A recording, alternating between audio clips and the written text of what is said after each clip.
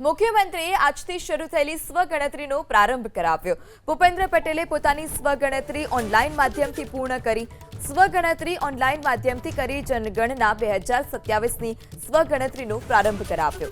રાજ્યના લોકો આજથી 31 મે સુધી સ્વગણતરી કરીને રાષ્ટ્રીય કવાયતમાં ભાગ લઈ શકશે। ચાલુ વર્ષે વસ્તી ગણતરી 2027 સંપૂર્ણપણે ડિજિટલ મોડથી કરાશે। 1 થી 30 જૂન વસ્તી ગણતરી માટે હાઉસ લિસ્ટિંગ ઓપરેશન પણ હાથ ધરાશે।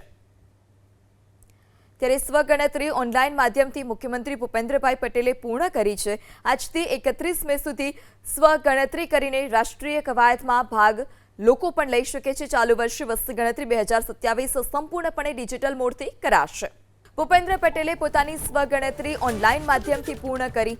સ્વગણતરી ઓનલાઈન માધ્યમથી કરી જનગણના 2027ની સ્વગણતરીનો પ્રારંભ કરાવ્યો। રાજ્યના લોકો આજથી 31 મે સુધી સ્વગણતરી કરીને રાષ્ટ્રીય કવાયતમાં ભાગ લઈ શકશે।